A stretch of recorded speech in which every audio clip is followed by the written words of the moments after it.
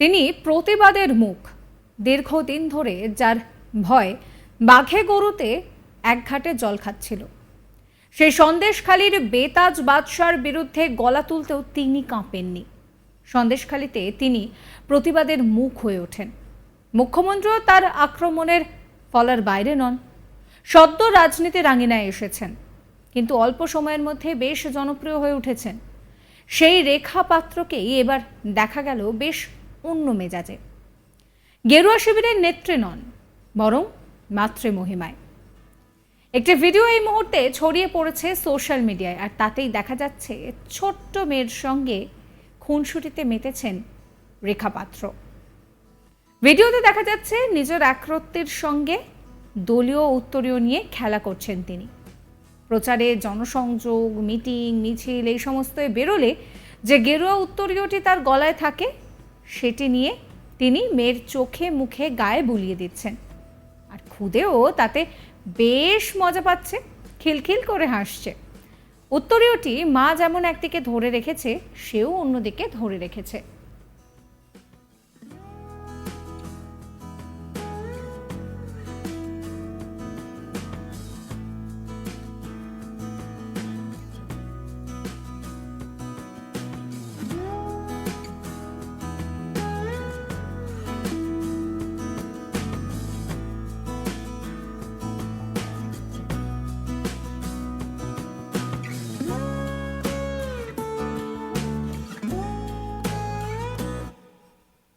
আবার মা উত্তরীয়টি মেয়ের গলায় পরিয়েও দিতে যাচ্ছেন, ঠিক যেন মায়ের যোগ্য উত্তরাধিকারী।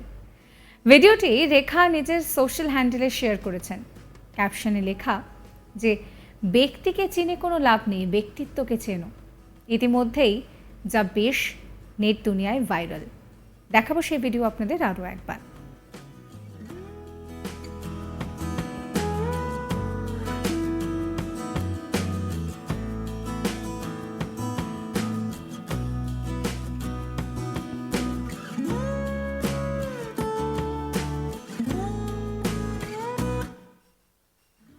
রেখা পাত্রকে বরাবরই প্রতিবাদী স্বরূপে দেখা গিয়েছে। শেখ শাহজাহান তো বটেই, মুখ্যমন্ত্রী মমতা বন্দ্যোপাধ্যায়ের বিরুদ্ধেও তাকে মুখর হতে দেখা গিয়েছে বারবার।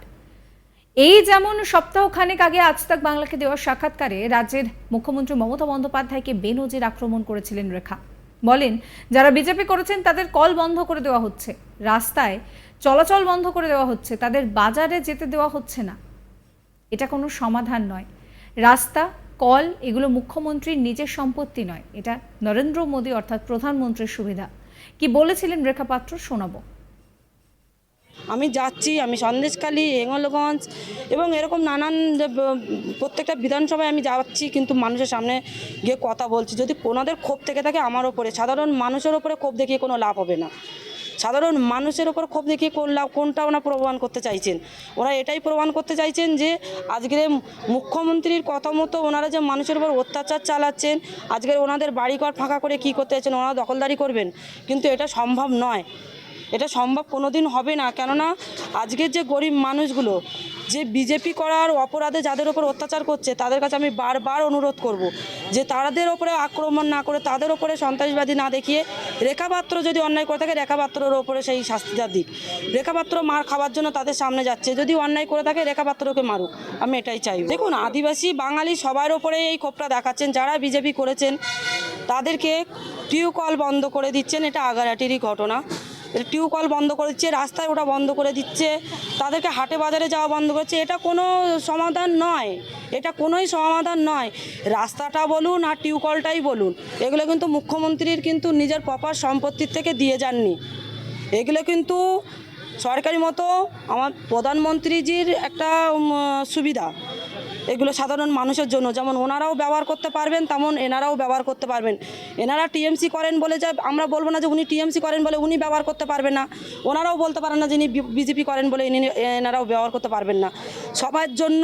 তাই আমি চাই যে সাধারণ মানুষের উপরে এই অত্যাচার না করে নিজেদের একটু বোঝার দরকার আছে যে আজকের মুখ্যমন্ত্রী যে টিএমসি পার্টি যে আজকের কর্মীদের দিয়ে বাইরে থেকে লোক ভাড়া করে যে সন্ত্রাসী চালাচ্ছেন, এটা কিন্তু সাধারণ মানুষকে ক্ষেপৃত্ত করার এক একটাই কারণ, আজকের সাধারণ মানুষকে নিজের জায়গার থেকে আজকে যারাদেরকে বিজেপিতে ভোট দিয়েছে বলে যাদেরকে আজকে এই টিএমসির লোকেদের দিয়ে যেভাবে তাদের উপর হামলা করাচ্ছে, এটাও তাদের একটা ভুল। কেননা আজকের মুখ্যমন্ত্রী এদেরকে ব্যবহার করাচ্ছে। আমরা দেখে এসেছি, আমরা 2011 থেকে দেখে আসছি, যারাই ওনাদের হয়ে ওনাদেরকে সাপোর্ট করছে তাদেরই বুকে ছুরি মারছে। কেননা এটা আমাদের নতুন কোনো ঘটনা নয়, এটা আমাদের সন্দেশখালিতেও হয়েছে। এর আগে তো আমরা 2011 থেকে এই 24 প্রথমবার আমরা ভোট দিতে পারলাম, এর আগে আমরা ভোট দিতে পারিনি। ওনারা নিজেদের মতো মন গড়া ভোট দিয়ে নিতেন, আমাদেরকে ভোট বুথে যেতেও হতো না, এটা আমি আগেও অনেকবারই বলেছি। দিয়ে কি হলো, টিএমসি তো জিতেই এসেছে, টিএমসি তো নিজের ইচ্ছা মতো ভোট লুটপাট করে জিতে এসছে। কী সুবিধা দিয়েছে, সেই কিন্তু সাধারণ মানুষের জমিও লুটপাট করেছে, সরকারি প্রকল্পগুলোও লুটপাট করেছে, আর মা বোনের সম্মানটাও কিন্তু বাদ দেয়নি। অনেক জায়গায় মা বোনেরা ভাইয়েরা প্রশ্ন করছে যে কার সম্মান লুট হয়েছে, সেই মা বোনেদের সঙ্গে যদি হতো তাহলে এই প্রশ্নটা করতে পারতো না। যাদের সাথে হয়েছে তাদের পাশে গিয়ে দাঁড়িয়ে তাদের পাশে গিয়ে দাঁড়িয়ে দেখুক যে কার সম্মান লুট হয়েছে আর কখন হয়েছে, তখনই সঠিকটা জানতে পারবে। আজকে এই টিএমসির দলের সাথে আজকের যে মিশে যে ওনারা যে ভুল বার্তাটা আর ওনারা যে ভুলটাও যে ওনাদের মনে ঢুকিয়ে দেওয়া হচ্ছে, সেই ভুলটা ভাঙানোর জন্যই আমি বলছি, সবার পাশে গিয়ে দাঁড়িয়ে ওনারা দেখুক, ওনাদের মনের ভুলটা ভেঙে যাবেন। বসিরহাট লোকসভা ভোটের পর থেকে বসিরহাট মহকুমার বিভিন্ন প্রান্তে ভোট পরবর্তী হিংসায় আক্রান্ত হয়েছে বেশ কিছু পরিবার, যাদের একটাই অপরাধ, তারা লোকসভা ভোটে বিজেপি প্রার্থী রেখা পাত্রকে ভোট দিয়েছিলেন।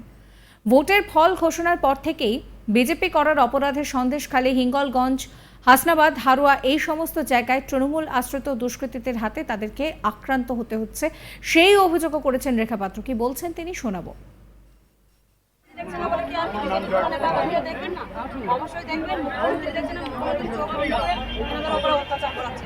সাধারণ মানুষের আজ রাস্তায় ওটা বন্ধ করে দিচ্ছেন, টিউবওয়েলে যাওয়া বন্ধ করে, টিউবওয়েলটা মুখ্যমন্ত্রীর বাড়ির থেকে এনে দিয়ে যাননি, রাস্তাটা ওনার বাড়ির জল। এটা প্রধানমন্ত্রীর দেওয়া রাস্তা, প্রধানমন্ত্রীর থেকে দেওয়া টিউবওয়েল, তাই এটার উপরে মুখ্যমন্ত্রী এইভাবে জোর জুলুম করতে পারে না। সাধারণ মানুষ যাবেন, সাধারণ মানুষ টিউবওয়েলে যাবে, বাজারে যাবে, দেখতে যে বসিরহাটের মা বোনেদের, বসিরহাটের লোকেদের উপর, মানুষের উপর অবশ্য উনি দেখে গেলেন। এনাদের যে অভিযোগগুলো ছিলেন, এই অভিযোগগুলো ওনারা শুনেছেন এবং ওনারা যেটা স্টেপ নেওয়ার সেটা নেবেন। ওনারা শুনে গেছেন এবং ওনারা যে স্টেপটা নেওয়ার ওনারা নেবেন, আর শুধু আমাদের একটু অপেক্ষা করতে হবে কি না করেছেন, আর তার জবাব সাধারণ মানুষ দিচ্ছেন যে ওনারা কি করেছেন। তাই এইটা আমি দ্বিতীয়বার করে আমি নিজে মুখে বলতে চাই না, সাধারণ মানুষ যেখানে বলছে। সাবস্ক্রাইব করবেন আজ তাক বাংলার ইউটিউব চ্যানেলকে, ফলো করবেন হোয়াটসঅ্যাপ চ্যানেলও।